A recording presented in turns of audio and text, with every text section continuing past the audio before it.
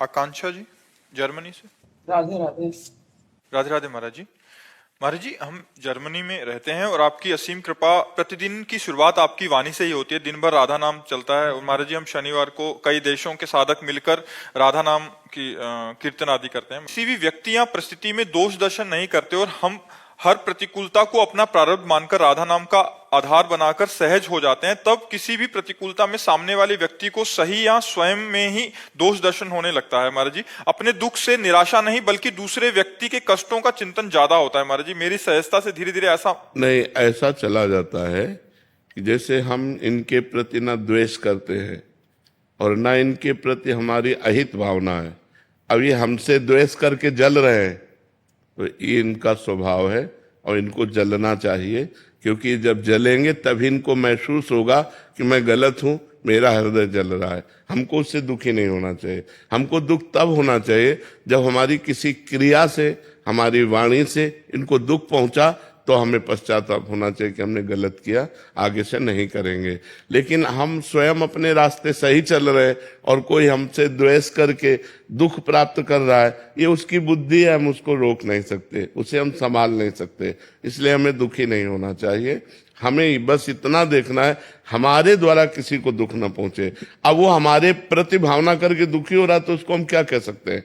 हमारा बस नहीं, क्योंकि उसका स्वभाव उसको दुख दे रहा है। इसलिए हमको प्रसन्न रहना चाहिए। ऐसे संसार की इन वृत्तियों में नहीं फंसना चाहिए, नहीं तो आप दुखी बनी रहेंगे। जी प्रभु, ऐसा ही हो रहा है। हाँ, नहीं, आपको दुखी नहीं होना।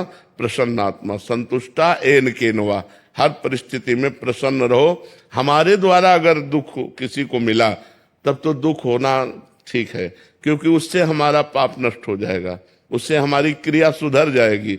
लेकिन कोई अपने आप हमारे प्रति भाव करके दुखी हो रहा है, उसमें हमारा कोई दोष नहीं हो। हमें प्रसन्न रहना चाहिए। बहुत बहुत भगवान से प्रार्थना करनी चाहिए कि उसकी बुद्धि शुद्ध हो जाए। व्यर्थ में वो जल रहा है, पर हमें दुखी नहीं होना चाहिए।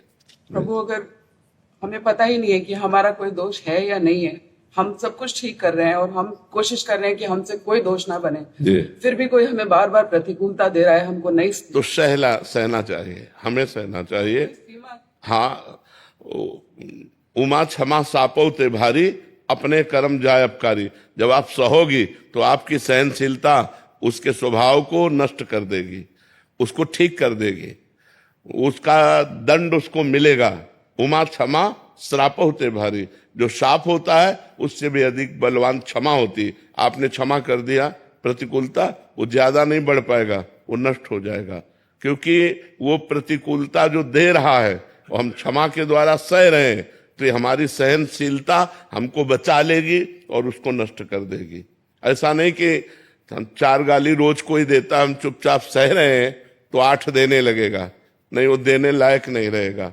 जब हम चुप रहते हैं तो उसको बहुत बड़ा दंड मिलता है। एक नाव में 50 लोग बैठे थे, उसमें एक संत अपने शिष्य के साथ बैठे थे। तो 2 पुलिस कर्मचारी चढ़े। उस समय, पुराने समय में संगीन लेके चलते थे, जिनमें चाकू पर लगी हो ऐसी राइफल लेके चलते थे। तो नजदीक गए और संत के शिष्य से कहा, और शकील तो वहां जगह नहीं थी, तो एक बूट मारा। वो नंगे पैर बैठे थे तो बूट से उनके पैर में मारा और कहा साइड हो। वो कोशिश की लेकिन जगह नहीं थी। फिर एक थप्पड़ मारा। वो कुछ नहीं बोले, क्योंकि साधु थे, शांत चुपचाप सह गए। अब नाव किनारे पहुंची तो पानी दो हाथ जहां नाव नहीं जा सकती, तो उन्होंने राइफल को ऐसे किया और ऐसे करके छलांग मारना चाहा। ऐसा बूट फिसला कि वो जो चाकू थी उन्हीं के गले में घुस गई और वहीं मर गए। तो उनके गुरुजी ने शिष्य को डांटा, कहा अगर 2-4 शब्द बोल देते तो बच जाता, तुमने एक भी शब्द उत्तर नहीं दिया, उसका साधु अवज्ञा तुरंत भवानी, कर कल्याण अखिल के हानि। सारे पुण्य नष्ट हो गए, देखो मृत्यु को प्राप्त हो गया। उमा क्षमा सापौते भारी। यदि आपको कोई सता रहा है तो आप चुप हैं, ये चुप उसके लिए बम का काम करेगा। अगर हमने कुछ बोल दिया तो बचत हो जाएगी, अगर हमने बोला नहीं तो उसको भोगना पड़ेगा और तत्काल कोई न कोई उसके ऊपर अटैक होगा, काल का, माया का, कि वो झेल नहीं पाएगा। ये सिद्धांत है। अगर हम चुप हैं तो चुप रूपी ये बम उसको नष्ट कर देगा। और अगर हम बोल दिया तो उसके पाप नष्ट हो जाएंगे, वो बच सकता है। अगर हम बोले ना तो फिर बहुत बड़ा अहित हो सकता है उसका।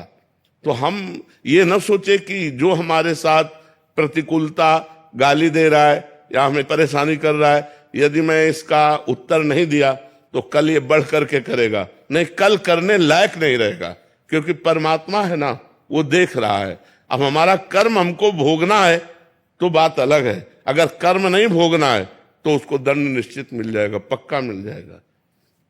ऐसा नहीं है कि वो ऊपर वाला देख नहीं रहा, मालिक सबको देख रहा है। अगर आप शांत हो, चुप हो और आपको कोई सता रहा है तो एक दिन वो दुर्गति को प्राप्त होगा। आप चुप होकर देख लेना, वो 2-4 दिन उन्नति दिखाई देगी, लेकिन वो ऐसा नष्ट होगा कि बिल्कुल बात समझ लो। इसलिए सहनशील उन्नति को प्राप्त होता है और क्रोध करने वाला अवनति को प्राप्त होता है। आप सहनशील बने।